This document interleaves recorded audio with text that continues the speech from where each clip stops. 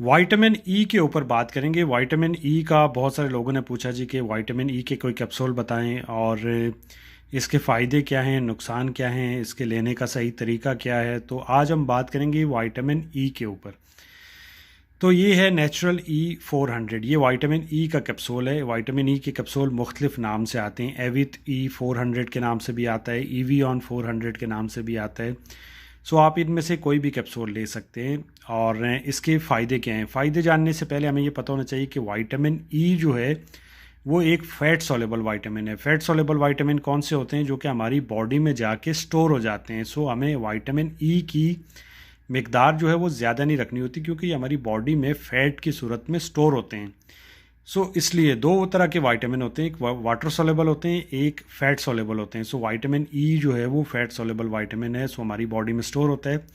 तो आपने ये ज़्यादा नहीं लेना, आपने जो है वो डेली इसका सिर्फ एक कैप्सूल लेना है। अगर आप में इसकी डेफिशिएंसी है, अगर आप में डेफिशिएंसी नहीं है तो 2 दिन के बाद आपने इसका एक कैप्सूल लेना है।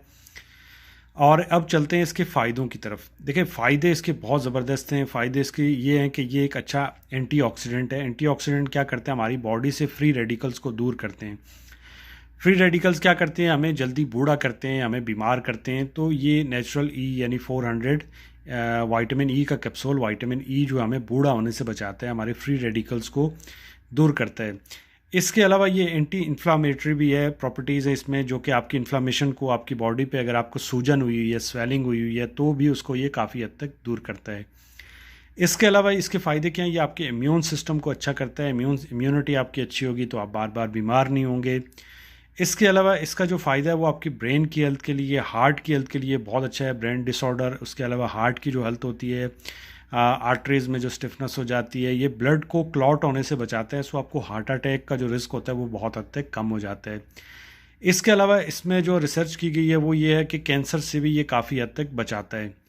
इसके अलावा जो इसके 2 फ़ायदे हैं जो मैं आपको बताऊंगा कि आपको ये करने चाहिए। इसके फ़ायदे, अगर आपने ये लिया हुआ है कैप्सूल या फिर आपके पास EVON एविथ E400 पड़ा हुआ है और आप वो जो है वो खा नहीं रहे, तो आप उसको लगा सकते हैं। इसके बहुत फ़ायदे हैं। 2 जो मेजर फ़ायदे वो मैं आपको बताऊंगा। सो आपको लाजमी ये इस्तेमाल करना चाहिए। फ़ायदा नंबर 1 ये है कि अगर आपके बाल जो है ना वो रूखे हो गए हैं, अगर आपके बाल जो है वो झड़ रहे हैं, आपके बाल गिर रहे हैं, तो आपने इसको क्या करना है कि इस जो कैप्सूल होता है, ये जो कैप्सूल है इसकी अंदर ऑयल होता है। आपने एक नीडल के साथ, सिरिंज के साथ इसको जो है वो पॉप अप करना है, इसके अंदर से ऑयल निकालना है। ऑयल निकाल के आपने ऑनियन ऑयल या फिर आपके पास कोकोनट ऑयल हो, उसके अंदर और कैस्टर ऑयल थोड़ा सा मिला के रात को अपने स्कल्प पे लगाना है। 2 दफ़ा लगाना है, ठीक है। हफ्ते में 2 दफ़ा लगा लें या 3 दफ़ा लगा लें, ठीक है। डेली भी लगा सकते हैं, कोई प्रॉब्लम नहीं है। लगा के आपने सो जाना है और सुबह उठ के सर धोना है। आप देखेंगे आपके बाल जो है वो गिरना काफ़ी हद तक कम हो जाएंगे। इसका एक और ज़बरदस्त फ़ायदा ये है कि जितनी भी मार्केट से आप क्रीम उठाते हैं, फेयरनेस क्रीम, कोई भी क्रीम उठाते हैं, जो अच्छी क्रीम होती हैं, ब्रांडेड क्रीम होती हैं, उनके अंदर विटामिन ई होता है। सो विटामिन ई को आप अपनी क्रीम के साथ मिक्स करके लगा सकते हैं। आप कोई क्रीम लगा रहे हैं तो आप एक कैप्सूल लेके उसमें से जो है ऑयल लेके आप लगा सकते हैं। उसको सिरम के अंदर अपने डाल सकते हैं। अगर आप विटामिन सी का कोई सिरम इस्तेमाल कर रहे हैं, ठीक है, उसके अंदर आप डाल के इस्तेमाल कर सकते हैं।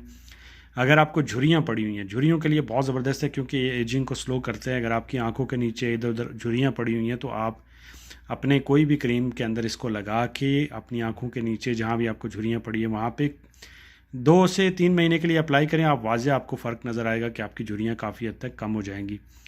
इसी तरह इसका फ़ायदा ये है कि अगर आपकी आंखों के नीचे काले हल्के हैं तब भी आप इसको इस्तेमाल कर सकते हैं। नुकसान क्या है? नुकसान में अगर आप इसको इस्तेमाल करते हैं, अगर आप इसकी ओवरडोज़ लेते हैं, एक दिन में 2-2 लेते हैं, ठीक है, तो फिर आप ओवरडोज़ पे चले जाते हैं, तो फिर आपको चक्कर आ सकते हैं, उल्टी आ सकती है, पेट ख़राब हो सकता है, ठीक है, और आप में इंटरनल ब्लीडिंग हो सकती है। सो ये फ़ैट सोलेबल जितने विटामिन होते हैं ये आपने एक हद तक इस्तेमाल करने होते हैं। सो आपने डेली सिर्फ एक कैप्सूल ही लेना है। अगर आप में डेफिशिएंसी, अगर डेफिशिएंसी नहीं है तो 2 दिन के बाद आपने इसका एक कैप्सूल लेना है।